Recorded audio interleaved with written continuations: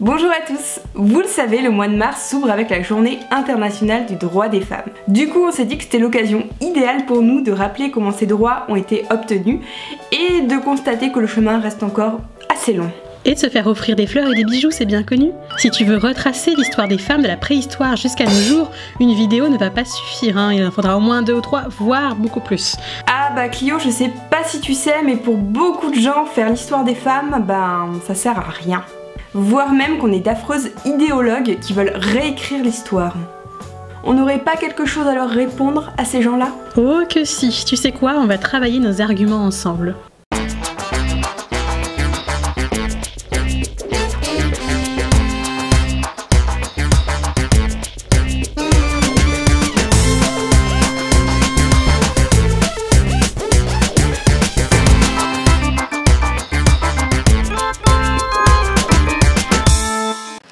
Tu veux réécrire l'histoire à ta sauce? Ton point de vue est biaisé. C'est vrai qu'aujourd'hui, les pages de nos livres d'histoire sont juste envahies par les hommes. Et le pire, c'est qu'on est tellement habitué à l'absence des femmes qu'on fait même plus attention. On a l'impression en fait que c'est ça, l'histoire. Et du coup, quand on veut remettre en cause ce récit, ça pique un peu. Et pourtant, l'histoire, en tout cas telle qu'on l'enseigne aujourd'hui, elle n'est ni neutre, ni objective. La discipline historique s'est constituée au 19e siècle et le métier d'historien est longtemps resté un métier d'hommes qui écrivent une histoire au masculin. Ces hommes ont privilégié l'histoire politique et publique dont les femmes ont longtemps été écartées. Sous leur plume, les femmes ont plutôt servi à alimenter les anecdotes de la petite histoire. Comme l'historienne Michel Perrault le dit, c'est le regard qui fait l'histoire. Au cœur de tout récit historique, il y a la volonté de savoir. En ce qui concerne les femmes, cette volonté a longtemps manqué. Le 19e siècle, c'est un moment où on va juger les différences entre les hommes et les femmes naturelles. Pour certains, les femmes sont par nature modestes, silencieuses, incapables de maîtriser l'art oratoire, ce qui bien sûr est faux, mais du coup pour ces personnes c'est tout simplement normal que les femmes soient exclues de l'histoire. Les femmes n'auraient pas marqué l'histoire tout simplement parce qu'elles n'auraient pas eu les qualités pour le faire. Et du coup de tout temps elles se seraient contentées de s'occuper de leurs enfants et de leur famille. Ce qui n'aide pas les historiens qui voudraient aller plus loin, c'est que leurs matériaux de travail, les archives administratives, les documents parlementaires, ont pour auteur des hommes. Jusqu'au 19e siècle, on a peu d'écrits qui vont émaner directement des femmes. De même, dans les études statistiques, elles ont été très peu comptées. Et du coup, les femmes, elles ont longtemps été à la fois observées, mais aussi décrites par les hommes. Le silence des femmes a été prolongé par le silence ou par les fantasmes des hommes, et ensuite par le silence des historiens. En bref, l'histoire que nous connaissons et que nous étudions à l'école a beau se présenter comme l'histoire générale, universelle, elle est en réalité plutôt celle d'hommes et d'hommes blancs.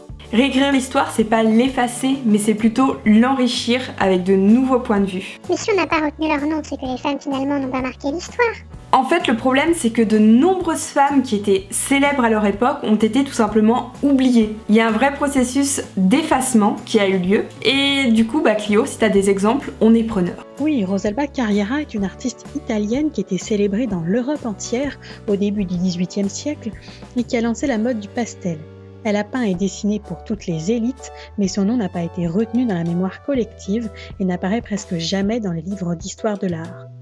A l'inverse, d'autres n'ont jamais obtenu la reconnaissance qu'elles méritaient de leur vivant, comme Rosalind Franklin, qui a participé à la découverte de la structure de l'ADN, sans avoir jamais été récompensée, ou Katherine Johnson, ingénieure, physicienne et mathématicienne, qui a participé à la conquête spatiale en travaillant pour la NASA. Les femmes ont en fait les frais de l'exclusion de leur époque, elles n'ont pas été reconnues pour leurs travaux. Elles ont souvent accédé au savoir par des voies détournées, hors des institutions. Donc par exemple en art, comme elles n'étaient pas acceptées dans les académies, la transmission s'est faite au sein des ateliers dont on garde aujourd'hui très peu de traces. Elles ont souvent vendu leurs productions dans des foires populaires et pire encore, si on étudie seulement les institutions, elles deviennent carrément invisibles. Il faut aussi revoir la définition de marquer l'histoire. Est-ce que les classes populaires, les acteurs de la vie de tous les jours n'ont pas fait l'histoire eux aussi? Dans ce cas, les femmes ont toujours représenté la moitié de l'humanité. Pensons au travail. Les femmes ont toujours travaillé, souvent avec leur époux, sans que ce soit comptabilisé, sans qu'elles ne soient payées. L'écriture inclusive peut se révéler très intéressante dans la manière d'écrire l'histoire. Alors c'est pas forcément mettre des points et des tirets, il y a plusieurs façons d'écrire de manière inclusive. Par exemple, si je vous dis que les artisans étaient nombreux dans l'Athènes du 5e siècle avant Jésus-Christ. Est-ce que vous pouvez me dire si je parle seulement d'hommes ou est-ce que je parle d'hommes et de femmes? Mais par contre, si je dis que les hommes et les femmes étaient nombreux à pratiquer l'artisanat à cette époque, et bah là tout de suite c'est plus clair. Ça permet à la fois d'évacuer le doute et de rappeler que les femmes n'étaient pas toutes enfermées chez elles. N'exagère pas un peu quand même, on en connaît des femmes de pouvoir. On en parle dans nos livres d'histoire. Regarde la reine Marie-Antoinette ou la marquise de Pompadour, favorite de Louis XV. Elles en ont eu du pouvoir, mais dans l'ombre. Alors évidemment, il y a eu des femmes de pouvoir et oui, on se souvient de certaines d'entre elles. Mais elles n'ont pas toujours exercé leur pouvoir de manière cachée et elles ont même eu des rôles officiels. Par exemple, de nombreuses reines du Moyen-Âge ont siégé de plein droit au Conseil du roi. Et surtout face à elles, combien de femmes ont été à la tête de domaines, d'abbayes influentes, de fiefs seigneuriaux, ont été de riches héritières, des bourgeoises influentes, enfin tout plein de rôles qu'aujourd'hui on a complètement oubliés. Alors il y a toujours existé une mise en avant de quelques femmes exceptionnelles pour leur beauté ou leur méchanceté. En fait, ces femmes illustres ont souvent servi de contre-modèle. La reine Catherine Médicis, par exemple, est vue comme une veuve sanguinaire, Marie de Médicis ou Marie-Antoinette comme des idiotes dépensières. On en oublie leur aspect politique. Les créatrices en pâtissent aussi. Pourquoi parler davantage des histoires d'amour et des confitures de George Sand que de son œuvre ou de son engagement politique? Et finalement, au lieu d'étudier les spécificités du pouvoir féminin, on en fait quelque chose de totalement fantasmé. Par exemple, les femmes dans l'ombre qui manipulent leur mari en partageant leur lit. Et ça fait partie de ces idées misogynes qui sont censées effrayer. Comme si les hommes étaient des êtres manipulables qu'on pourrait acheter par le sexe, et les femmes au contraire des grandes manipulatrices qui vont coucher pour réussir. Et finalement, c'est encore une fois ramener les femmes à un regard masculin. Bon, sinon, moi j'ai une idée, on pourrait bannir une bonne fois pour toutes l'expression « derrière chaque grand homme, il y a une femme ». Et oui, cette idée est souvent due à une méconnaissance des sociétés passées. Il faut remettre Marie-Antoinette ou la marquise de Pompadour dans leur société. Elles font partie d'une cour royale avec ses modes de fonctionnement et son système.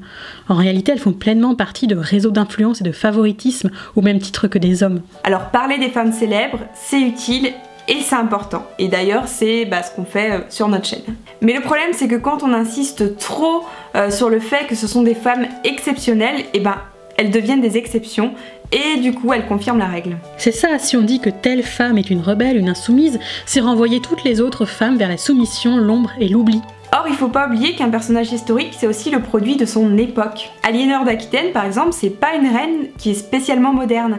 C'est une reine du Moyen-Âge qui a baigné dans la culture de son époque, et il se trouve qu'à cette époque, les femmes héritaient de titres ou de terres.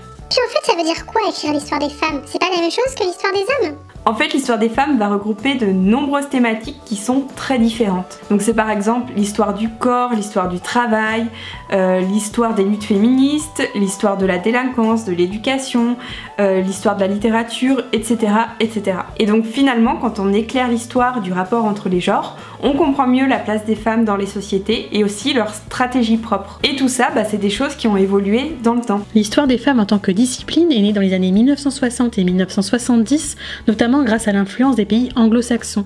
Aux États-Unis, l'université crée les Women's Studies, l'intégration de la question des femmes dans d'autres sciences humaines, comme la sociologie, les luttes féministes, l'arrivée des femmes universitaires à des postes élevés ont participé de cet intérêt en France. Tout comme l'éclatement de l'histoire en de nombreuses thématiques qui a ravivé l'intérêt pour le privé et la vie domestique, mais je crois qu'on a déjà fait une vidéo sur le sujet.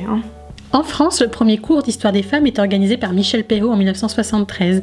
La première tentative de synthèse dans un ouvrage de 3000 pages, L'histoire des femmes en Occident, sous la direction de Michel Perrault et de Georges Duby, a eu lieu en 1991-1992. Le succès a été grand, même auprès du grand public. Aujourd'hui, on parle aussi, voire davantage, d'histoire des genres, ce qui permet de mieux comprendre les relations entre les genres, mais aussi de nouvelles thématiques qui sont aujourd'hui peu abordées. Donc c'est par exemple l'histoire des femmes racisées, l'histoire des LGBTQ, l'histoire des transgenres. Tout ça, ce sont des travaux qui sont aujourd'hui en cours. On va aussi chercher à dépasser les frontières nationales pour comprendre l'histoire des femmes, mais à plus grande échelle. Mais au fond, à quoi ça sert d'écrire cette histoire des femmes? Alors là, je propose qu'on fasse un petit peu de littérature. Virginia Woolf, dans Une chambre à soi, déplore justement que cette histoire n'est pas écrite et elle va citer les femmes du XVIe siècle. Leur apprenait-on à écrire? Avait-elle un salon personnel? Combien de femmes avaient-elles des enfants avant leur 21e année? En un mot, que faisaient-elles de 8h du matin à 8h du soir? Sans ces femmes, l'histoire semble un peu bizarre, irréelle et bâtie de guingois. Comme le dit la sociologue Christine Detrez, s'intéresser à la place des femmes nous fait revoir la définition de l'histoire. Est-ce qu'on doit vraiment se contenter des grands hommes qui ont gagné ou perdu telle ou telle guerre? Certes, c'est important de parler des femmes qui ont été oubliées, mais c'est aussi important de parler des acteurs et des actrices anonymes qui, eux, n'ont pas fait forcément de coups d'éclat. Ce n'est pas tout, étudier l'histoire des femmes nous permet de mieux comprendre notre situation actuelle, le poids des représentations, où et comment celles-ci sont nées. Et de voir que rien n'est immuable. On va aussi offrir des modèles d'identification pour les jeunes filles. Et du coup, ne jamais parler des femmes dans l'histoire, c'est aussi leur montrer que les femmes n'ont pas eu d'importance ou même qu'elles ont eu un rôle néfaste. Remettre en lumière les femmes et leur histoire, c'est le travail important d'associations en France comme Némosine ou Aware pour les femmes artistes.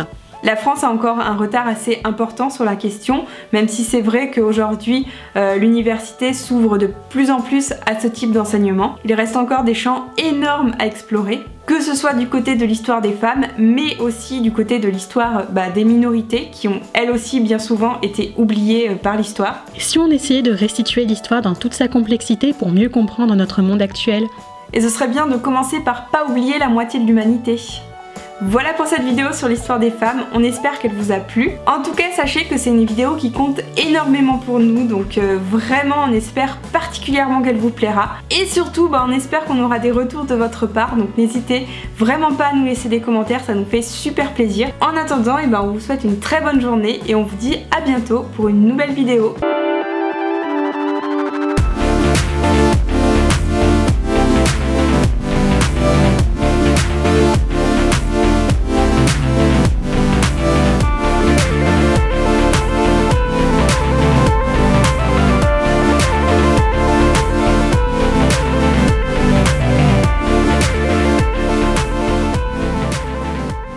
Abonne-toi pour ne manquer aucune de mes vidéos. Et c'est nos vidéos. Tu peux aussi me suivre, enfin nous suivre sur les réseaux sociaux. Tout est en barre d'infos. Et puis surtout, si tu as des questions ou des idées de vidéos, mets en commentaire, je te répondrai personnellement, c'est promis.